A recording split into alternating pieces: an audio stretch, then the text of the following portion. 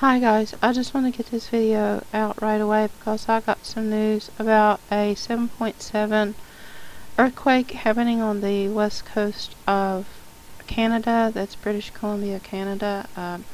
It was near the island of, I think it was Charlotte Island. I need to look at that in a second. I believe it was. I had the information. We're looking here at where Hurricane Sandy is closed in on the east coast, and the speed of that storm is thought to escalate. And a lot of questions are: is this a HAARP-induced storm? They call it the Frankenstorm. So we got to keep watch on that. And we got, as you see, a location map here on Queen Charlotte Island. Okay, that's Queen Charlotte. That's near the British Columbia, Canada. It says here on the west coast that there is a tsunami warning out for that location. Okay, what's going on right now, guys, is that I think I have enough information here, but to let you all know that along the Vancouver Island area and all along the west coast, even down through Washington, Alaska, Washington State, and Alaska, Oregon, and even northern part of California, be on the lookout. There might be a tsunami warning in your area. Let me see what this is. I had so much here that hold on. Okay, what we're really experiencing here is that there's a lot of events going on right now as to earthquakes and volcano eruptions and the plate shifting all along. I told you in the last video that it was the Australian plate that was breaking up and moving. Okay, we're in a process of a pole shift. So I want to give you guys some instructions. I'm going to leave some instructions about some safety locations. And so there is, let me see. Okay, let me get started here. There's a list that I just made up a real quick list. So what you need to do is that I'm going to provide a link to a safe location document, and you need to study that document and look over it to where you think that you might be wherever you are in your location, and study that so you'll know where to migrate to into safer ground. I can tell you again that there is really no safe place on the earth, but if you feel like you can get to a much safer area, then do it. And now is the time, please, because it's happening now, and we don't know what time that this will completely go. And what I've been hearing, it's quite possible there'll be a 45-degree pole shift. And now what you need to do next is research your location for the standpoint of the climate that will exist after the pole shift wherever you are in the world right now. Okay. Now what you can do is that you can use a new geography map to determine your new latitude and proximity to the new poles. And you see this, what I'm showing here right now is what the Earth was going to look like after a 45-degree pole shift. Okay. And that's what I just showed you there. Okay. Okay, now what you're seeing here is an existing lands that are in the green right now.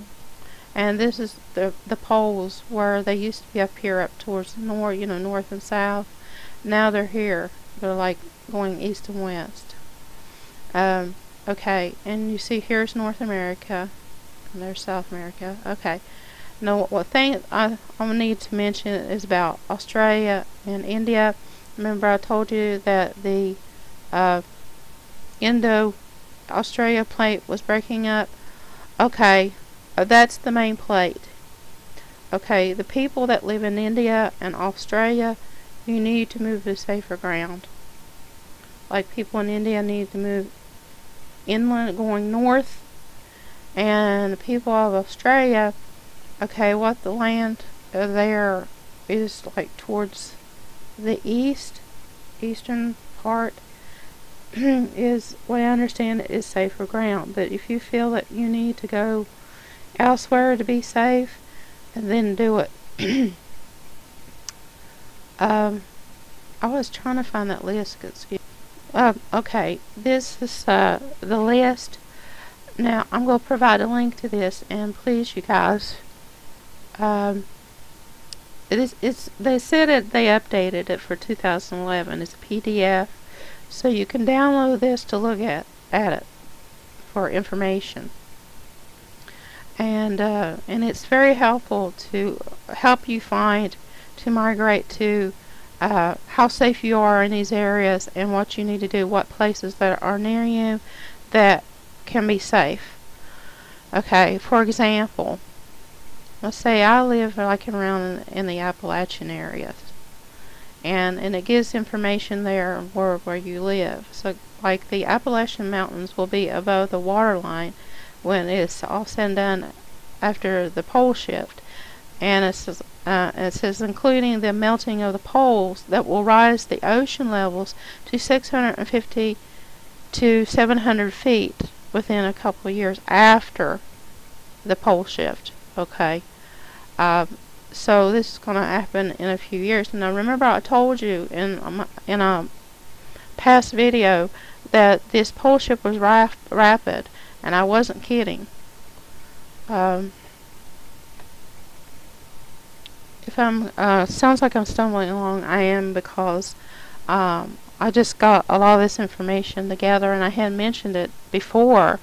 But seriously, you guys have to be thinking about it now, about what you need to do, what you plan to do, and whatever God, to you Christians, whatever God leads you to do, then you obey His voice. If He has a safe place for you, then do it, or whatever He has you to do. Now, if you have chosen a location where one of the new poles will be, this is a clue that you need to rethink and plan your migration route. Okay, and now if you want to use certain tools like Google Maps to determine where your elevation above sea level is, then you need to be at least between 100 to 150 miles inland and 200 feet above sea level to avoid the pole shift's flood tide, because there are going to be floods, there's going to be flooding, and there's going to be tsunamis. There's going to be big tsunamis, and the high enough where your elevation is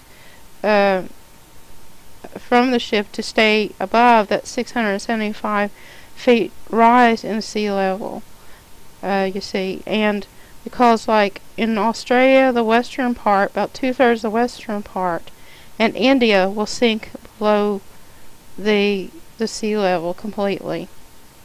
So that's why I was warning about that area. Okay, there was something else.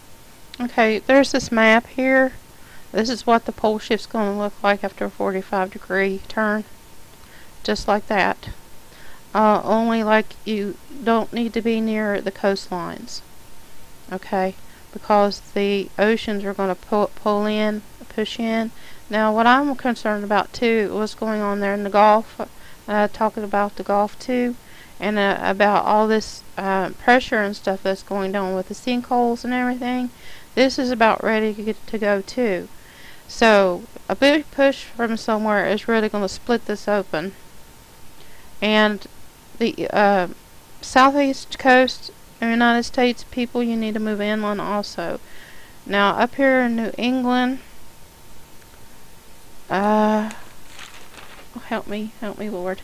I think it's like New England is, I was trying to get I was reading my notes here. It says it will gain 450 feet. The New England states will. But I'm getting towards the end of my video here, so I'll just leave all the information there to determine the effect. If you live in a region for which there is going to be a rise and a fall, you need to determine that where the region that you're at is going to rise or fall. And the Atlantic coastline of Western Europe, for example, will lose up to 150 feet in elevation. Okay, now people who live in England, you need to move into the mainland of Europe there, and the southeast coast of the United States also will lose 150 feet, while the New England states will gain 450 feet. I just mentioned that. Okay, and the western two-thirds of Australia will sink below the sea level, and while the eastern one-third will gain elevation. So part of Australia, that one-third, will gain elevation, and New Zealand will gain 500 feet elevation. Now Japan, a lot of people thought that Japan was going to sink. Now it quite possibly would. So those people in Japan, if you want to seek safety, then it will go inland. But what I'm getting the information is that they'll gain 150 feet in elevation. Okay, I need to look that up, don't I?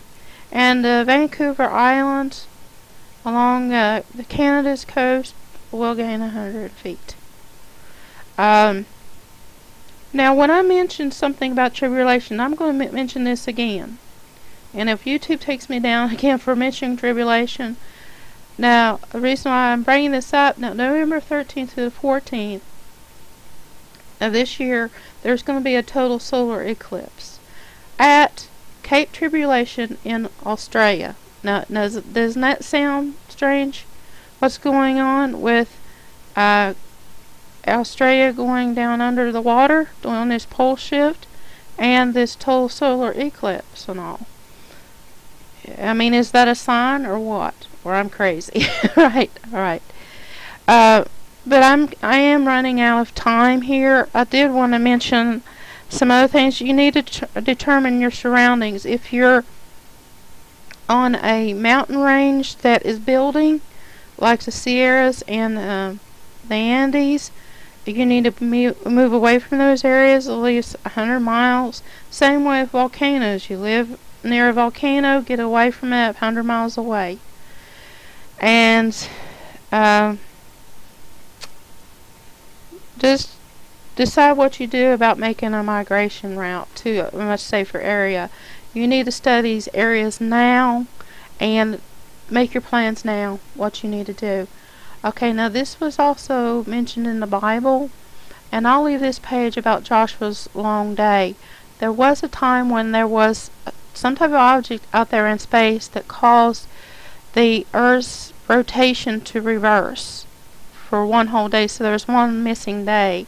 They talk about that missing day. Well, I want you to go read this page where it talked about pole shifts in the Bible, and I'm running out of time, so that's it. I'll just leave all links, and you guys can look these over, and please do what you need to do to help yourself and your families. Jesus loves you guys, and so do I. Until next time, I'll talk to you later. Bye. Any other information, I'll make another video and leave it. Talk to you later. Bye.